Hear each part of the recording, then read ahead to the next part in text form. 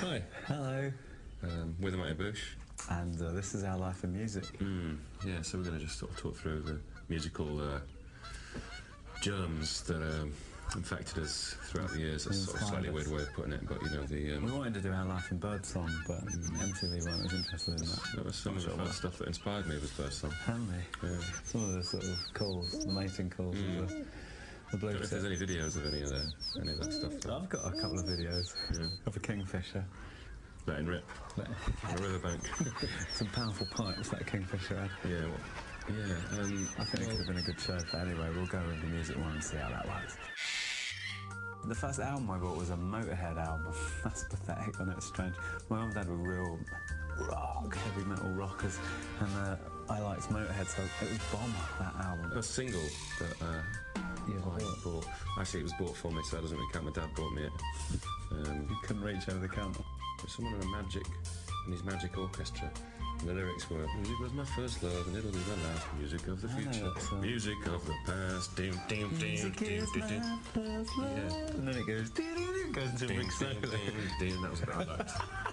It's quite into that. My dad bought me that, but the first one I did buy was Outlander's Damn All, actually. Really? The Police. The Police. Sorry. That's alright. About the same time I bought an album on the Ants, Prince Charming. My sister bought that. Yeah, I was obsessed. Took the mickey out of her for that quite a lot. Yeah. She used to get quite angry. I was really obsessed with Adam Ant, actually.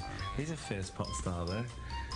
All the makeup, the look, the songs, he had it all. He had it all going on. The whole concept. I like that about him. All went a bit wrong, though. Yeah, it went a bit wrong. Doesn't he live around here somewhere? It's a new character, that one he's doing now. Yeah, he is, like looking in the window. He had a lot of different characters, didn't he? The Dandy Highwayman, Prince Charming. Yeah. All fops.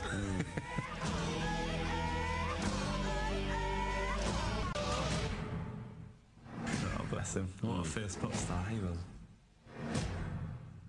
They don't make him like him anymore, I'll tell you that.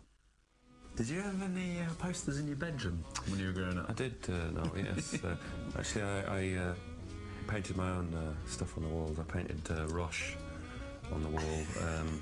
I painted my walls as well. Yeah. I painted Gandalf from Lord of the Rings on my sort of as full length. My mum was so angry, but it was probably the best painting I ever did. So she went, whoa! Oh, it's quite good actually. Yeah.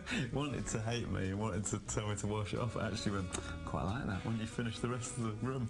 This is quite embarrassing. I had a poster of Michael Praed. From Robin Hood. Do you remember Robin the Hooded Man? I had a picture of him up. I don't know why. That's so embarrassing. I found that a bit embarrassing. The theme tune was by Clanad. Yeah. Robin, the Hooded Man.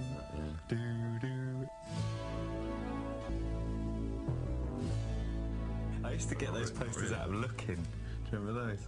No. Looking magazine. Do you remember that? Looking magazine was, when I was a little kid, it was like the magazine, it was like 15p. Imagine how long ago that was. And I'd have sort of posters from TV shows or bands, pop stars. There'd often be like Bodie and Doyle in there, or Roland Rat or someone like that. But occasionally they'd have like a cool band. Basically Action, that comic, in Action. It was Hookjaw, you heard of that guy? Hookjaw. It was a sort of character, it was a shark actually. The violent shark. Hookjaw? Yeah, it was like... Sounds brilliant. Sounds like a dream. It was a sort of like a Moby Dick type style story. Ah, but he had a big sort of... He had a hook that he got caught in his jaw. And it's called Hookjaw. It's got nothing to do with any musical. So you had a poster of Hookjaw up? It's weird, isn't it? That? My dad looks a bit like Michael Praed as well. Yeah. Maybe what I was thinking, what it was about. It was about you. I thought it was sort of... Maybe I thought Robin Hood looked a bit like my dad. That's why I liked him.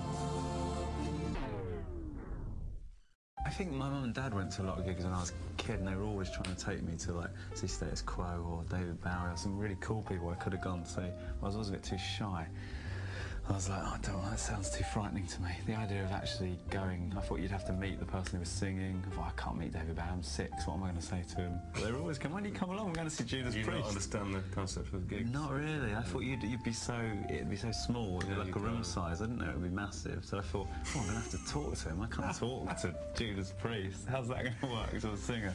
I realised when I got older, I'd missed the opportunity to see tons and tons of really good people.